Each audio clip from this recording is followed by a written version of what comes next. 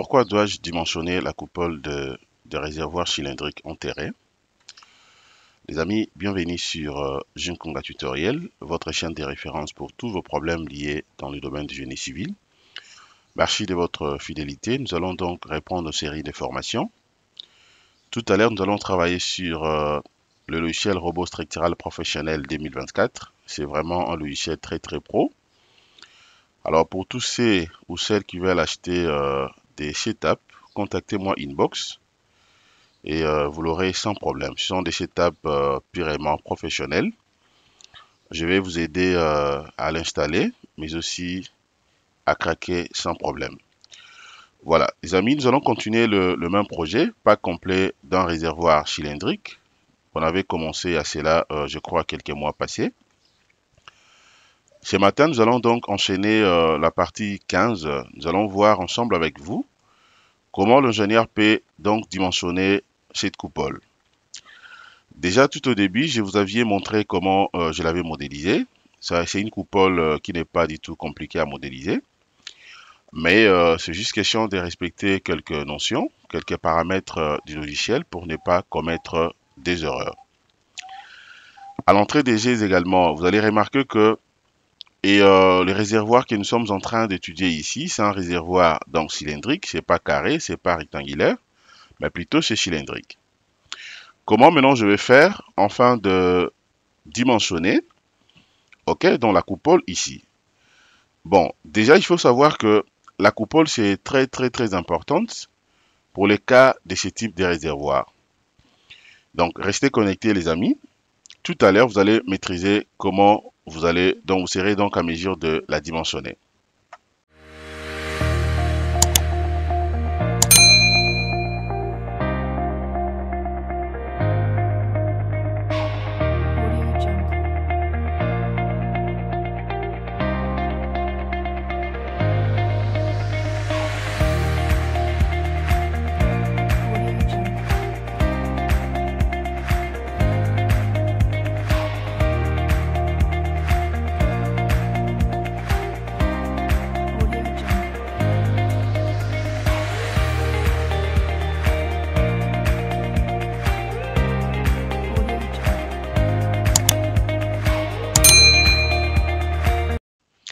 Bienvenue sur Jinkonga Tutoriel.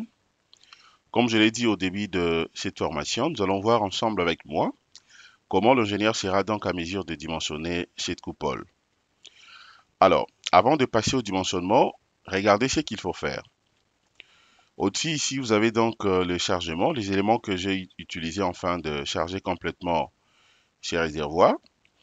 Nous avions tenu compte des poids propres, la poussée des terres, une surcharge de remblai, la pression hydrostatique, le poids de l'entretien du réservoir, ainsi que la charge d'exploitation sur la coupole. Nous avons tenu compte de la remontée capillaire et ensuite nous avons fait deux combinaisons. La première combinaison c'était en ELI, c'est-à-dire état limite ultime. La seconde combinaison c'était en LS, état limite de service. Alors, étant donné que cela est déjà fait, et puis je vais prendre maintenant ELI, vous relancez les calculs. Chez moi, je l'avais déjà fait. Dès que je relance les calculs, je vais maintenant étudier, analyser en fait la coupole. Alors, pour analyser la coupole ici, l'idéal serait que vous puissiez le faire séparément. Alors donc, je suis obligé, premièrement d'abord d'isoler la coupole. Pour ce faire, je viens à côté ici. Je vais chercher tout simplement le panneau, d'autant plus que ce sont de panneaux. Ok, donc la coupole a été composée par des panneaux. Je viens là, je vais cliquer d'abord ici. Voilà, dès que je clique, vous allez voir que le panneau numéro 34 sera bel et bien sélectionné. Je vais l'isoler afin d'analyser ça séparément. Ok, ça vaut pas la peine de sélectionner les tout. Ok, dans tous les réservoirs. Là, je prie seulement la coupole. Et ensuite, je viens là. Je prends le résultat. Je descends sur cartographie de panneau. Voilà, je clique à côté. Attention, à ne pas confondre. Vous allez remarquer que si je viens ici, je prends résultat, je descends. Il y a cartographie des panneaux, ensuite que cartographie de barres. OK? Je l'ai déjà dit que pour la coupole, j'ai utilisé des panneaux et donc c'est important pour moi de venir ici sur cartographie panneau. Je clique et ensuite, que faire? À ce niveau ici, maintenant, je vais vérifier d'abord les différentes cartographies. Je peux commencer d'abord, par exemple, par la contrainte. Je peux voir également les efforts de membrane. Je peux vérifier le moment. Je peux voir la contrainte de cisaillement. Je peux vérifier l'effort tranchant. Je peux voir aussi les déplacements et ainsi que la rotation ou les rotations parce que ça sera deux rotations. Je peux voir suivant la direction des X, tout comme suivant la direction des Y. Et ensuite, je peux voir aussi les réactions, ok, suivant X et suivant Y. Et enfin, je peux également vérifier les réactions du sol. Mais pour notre cas ici, vous allez voir que si je viens là, ok, si je viens là pour vérifier les réactions du sol, vous allez voir que ça sera quasiment presque nil. Ok, cela est bel et bien correct parce que vous allez remarquer que la coupole n'est pas en contact direct avec le sol, mais plutôt c'est au-dessus. Ok, c'est au-dessus du réservoir. Raison pour laquelle vous allez voir ici en termes de valeur, donc je n'aurai pas assez de chiffres, d'autant plus que la coupole n'est pas en contact direct avec les sols. Différemment par rapport au radier, donc allez-y vérifier, vous allez voir que quand on avait dimensionné en fait les radiers de ces réservoirs, c'est là où on avait quand même une grande valeur, d'autant plus que le radier est en contact direct avec les sols. Voilà. Alors ce qui me concerne, ce qui est beaucoup plus important pour moi, c'est quoi? Eh bien, je vais voir d'abord le moment. Je commence par le moment suivant la direction des X. Je vais donc appliquer. Voilà, j'applique. Ok, regardez comment cette coupole se comporte. Vous allez voir qu'en termes de moment, déjà la valeur max, c'est 0,93 kN/mètre.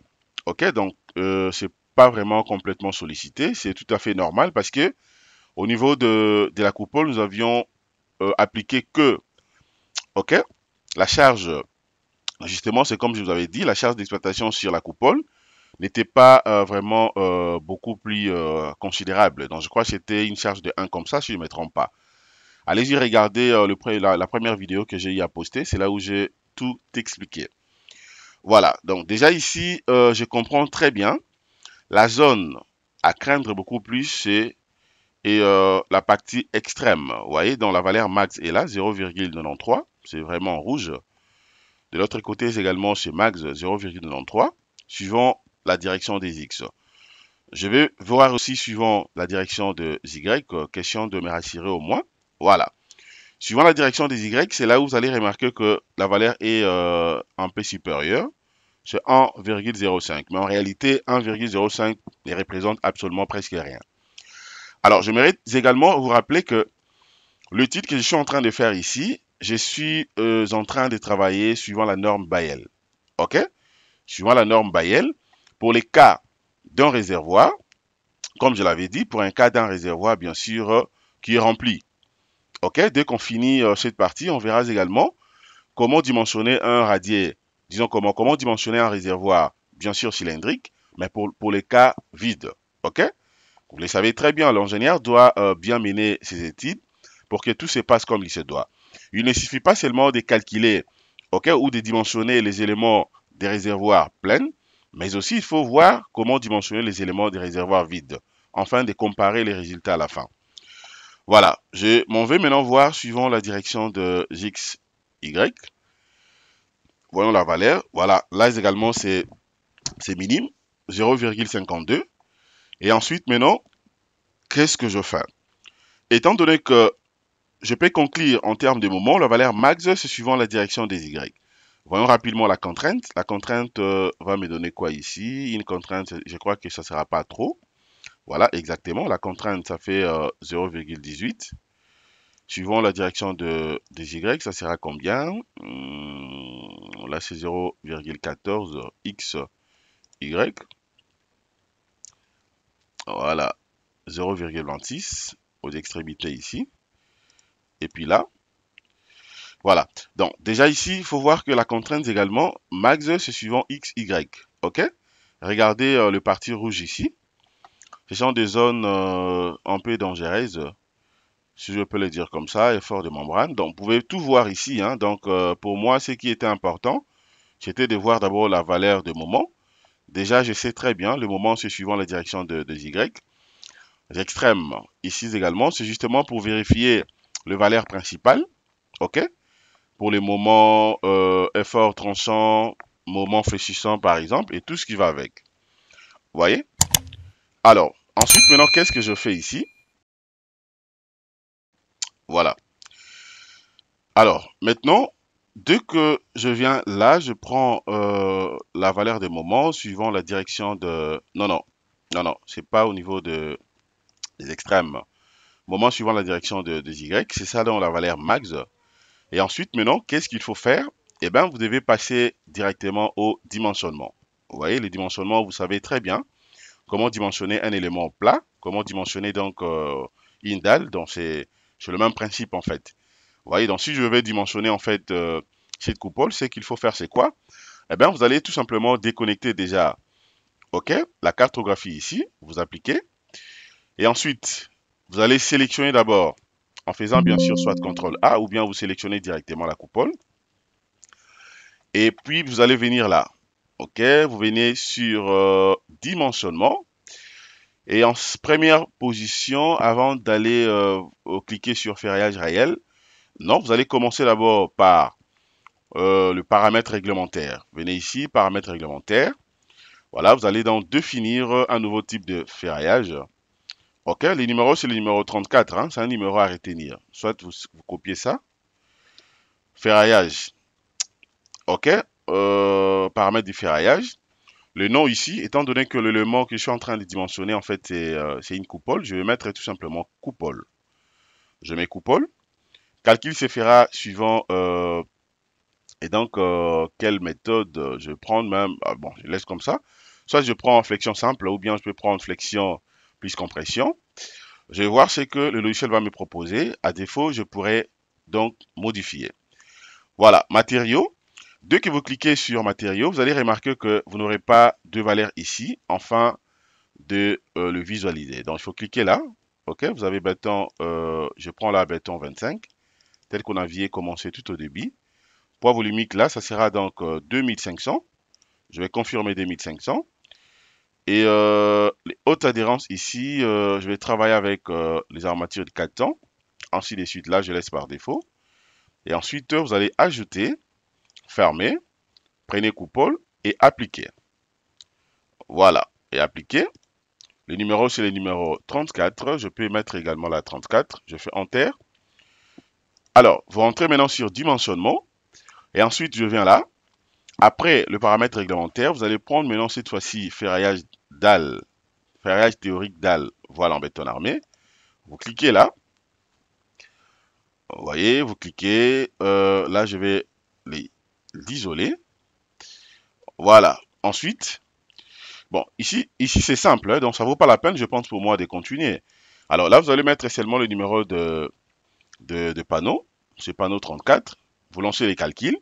Et ensuite, dès que cela prendra fin, vous allez rentrer maintenant au dimensionnement et vous prenez directement ferraillage réel élément en béton armé. Et vous commencez maintenant à paramétrer les onglets. Jusqu'à la fin, vous allez donc dimensionner la coupole. Donc voilà les amis, c'est que je voulais vous montrer concernant cette petite formation.